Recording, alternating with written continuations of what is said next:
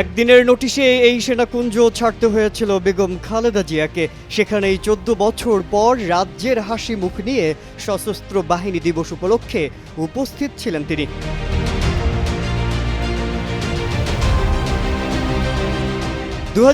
সালের 13 নভেম্বর খালেদা জিয়াকে পরিবারের দীর্ঘ 40 বছরের স্মৃতিবিজড়িত ঢাকা সেনানিবাসের শহীদ মইনুল রোডের বাড়ি থেকে এক প্রকার জবরদস্তি করে বের করে দেওয়া হয়েছিল।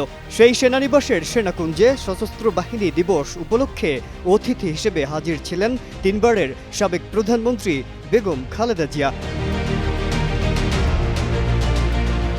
বিএনপি চেয়ারপারসন 2018 সালের পর এই প্রথম প্রকাশ্যে কোনো কর্মসূচিতে অংশগ্রহণ করলেন।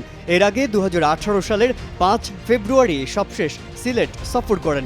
এছাড়াও 2012 সালে সশস্ত্র বাহিনী দিবস উপলক্ষে সেনাকুঞ্জের অনুষ্ঠানে অংশ নিয়েছিলেন সাবেক প্রধানমন্ত্রী খালেদা জিয়া। বৃহস্পতিবার সেনাকুঞ্জের সংবর্ধনা অনুষ্ঠানে সাবেক প্রধানমন্ত্রী বেগম খালেদা জিয়াকে আনতে পেরে গর্বিত বলে মন্তব্য করেছেন অন্তর্বর্তী সরকারের প্রধান উপদেষ্টা ডক্টর মোহাম্মদ ইউনূস। তিনি বলেন, শহীদ রাষ্ট্রপতি জিয়াউর রহমানের স্ত্রী বেগম খালেদা জিয়া এক যুগ এখানে আসার সুযোগ পাননি। তাকে পেয়ে গর্বিত বলেও জানান তিনি। দীর্ঘদিনের অসুস্থতা সত্ত্বেও বিশেষ দিনে সবার সঙ্গে শরিক হওয়ার জন্য বেগম খালেদা জিয়াকে ধন্যবাদও জানান।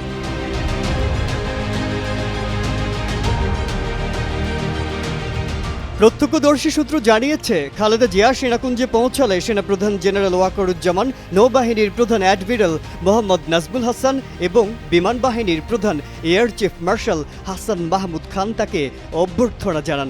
এর আগে খালেদা জিয়া গুলশানের বাসভবন ফিরোজা থেকে সেনাকুঞ্জের সংবর্ধনা অনুষ্ঠানের উদ্দেশ্যে রওনা হন। এ সময় ছোট ছেলে প্রয়াত আরাফাত রহমান কোকোর স্ত্রী শর্মিলা রহমান তার সঙ্গে ছিলেন। প্রায় 6 বছর পর বাইরে তাকে কোনো অনুষ্ঠানে দেখেই আপ্লুত হয়ে পড়েন মির্জা ফখরুল। পরে তিনি সাংবাদিকদের বলেন, সেনাকুঞ্জে আয়োজিত সংবর্ধনা অনুষ্ঠানে সাবেক প্রধানমন্ত্রী ও বিএনপি চেয়ারপারসন খালেদা জিয়াকে যে সম্মান জানিয়েছে তাতে গোটা জাতি আজ আনন্দিত।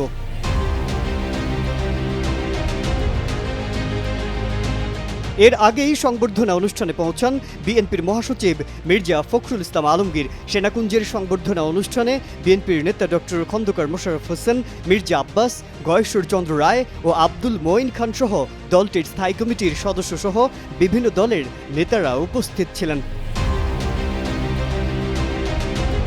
এবার সশস্ত্র বাহিনী দিবস উপলক্ষে বিএনপির চেয়ারপারসন খালেদা জিয়া, ভারপ্রাপ্ত চেয়ারম্যান তারেক রহমান, মহাসচিব মির্জা ফখরুল ইসলাম আলমগীর সহ দলটির 26 নেতাকে সেনাকুঞ্জে আমন্ত্রণপত্র জানানো হয়। মাজহারুল আলম, কালের কণ্ঠ।